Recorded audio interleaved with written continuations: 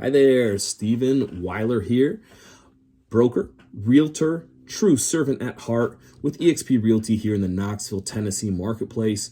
Today, just going to kind of throw around some stuff about how we are supposed to come up with a kind of a value or a suggested list price for your home if you are looking to sell it. So starting off, I just like to talk about like a lot of the data that is out there. So there's things called automated valuation modules. Probably the most known and dreaded word for a lot of realtors, that lovely Zestimate. That is a AVM, or an automated valuation module, which, hey, it's out there and we need to recognize it, that it's a number that's out there. But there's also looking at why it's not always the number, because they're in Seattle. They're not here locally in Knoxville or in a local market. So they just kind of throw some data together and spit out a number. There's other sources that are out there. You go to realtor.com. I think they have some nice stuff going on.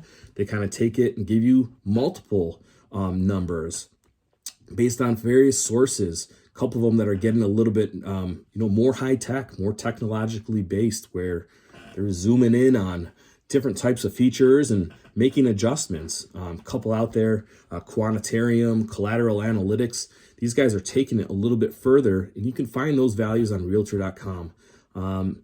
Lastly, Redfin, they're all going to have their AVM, Automated Valuation Module. And what I say is, hey, it's a great resource, but it is not the source, because none of them are here local in the market getting a pulse for how things are truly moving and shaking within a local market. So that leads me to, hey, if you were to come and talk to me, how am I going to come up with a suggested list price, or the price that I think your home is currently worth? Starting out, I say, hey, I'm a pricing strategies advisor. That's a designation provided through the National Association of Realtors. As an acronym, it's a PSA. And what that means is, hey, I just like to follow the books of what appraisers do when they come out and they look at your home. Because when it comes to us listing your home's got to sell 3 times. Once to the buyer, when they want to come into your home and fall in love with it. Secondly, at the inspection, when they're not running for the hills. And lastly, more than likely, there's going to have to be an appraisal done on your house. So we need to be able to justify that list price beyond just this crazy market that we're in. So with that said, why do I bring up the PSA side of things? Just to say, hey, I do it by the book. So what does that mean? I start out by saying we have to look at apples to apples. So let's break that down and what an apple to apple actually looks like. First and foremost, we want to look at a proximity, meaning a radius. If you're in a city neighborhood, we all know that block to block things can change up. And that's why our search area is going to be a little bit smaller. I wouldn't go any further than half a mile radius in a city neighborhood. And still, you have to kind of break it down neighbor to neighborhood sometimes. If you're talking suburbs, suburban, blow it out about a mile. And if you're talking rural, meaning the outskirts, probably 5 miles is about how far I would look at. So the first thing that I'm going to look into is proximity. Secondly, home type. We want to compare home type to home type. We don't want to compare a 2-story to a single-story rancher. They're not the same beast. They're not going to sell the same way. So we want to look at home type to home type. Rancher to rancher, 2-story to 2-story, split foyer to split foyer. Get it? Okay, so that's the second one. Home type.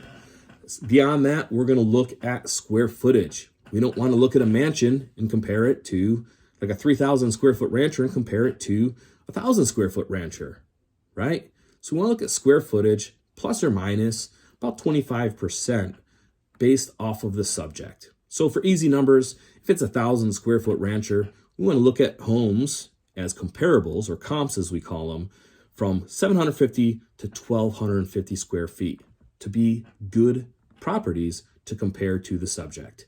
So we've talked about proximity, we talked about home type, we talked about square footage.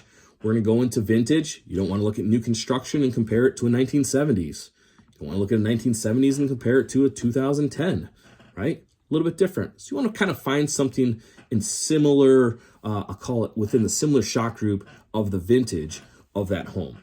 Otherwise, school districts are important, because people do buy based off of school districts.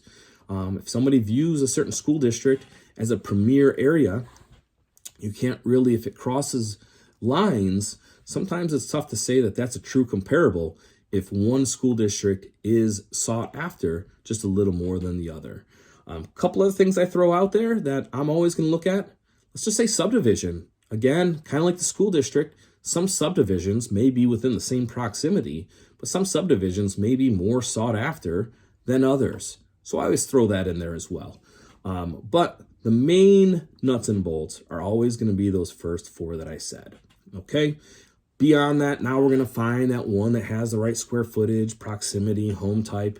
And now we're going to look at features and benefits. So what this means is, hey, if you find a home in the same subdivision, it's a rancher and it's a rancher. We're comparing the two of them. They have the right square footage. Everything's lining up. But hey, that one that has granite, blown out vaulted ceilings, updated kitchens and updated bathrooms versus the one that hasn't been updated in 20 plus years, well, they're not going to price out equally. They're not created equal. So that kind of breaks down how I'm going to look at pricing on a home and how we're really going to come up with it. So again, we're going to look at within a proximity. We're going to look at the home type to home type. We're going to look at square footage.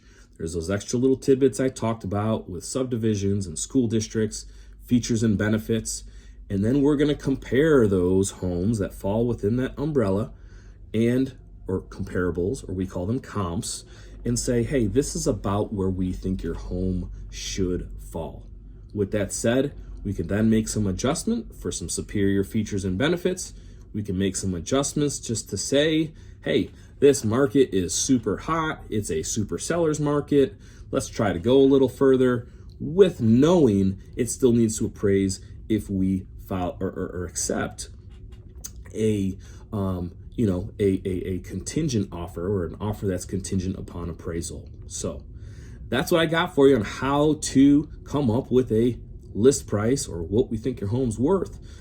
That's what I got for you. Any questions or anything further, hey, contact me anytime. I'm simply here to be your resource. Again, Stephen Weiler here, realtor, broker, true servant at heart here in the Knoxville, Tennessee marketplace. Thank you. Reach out anytime if I can be of service.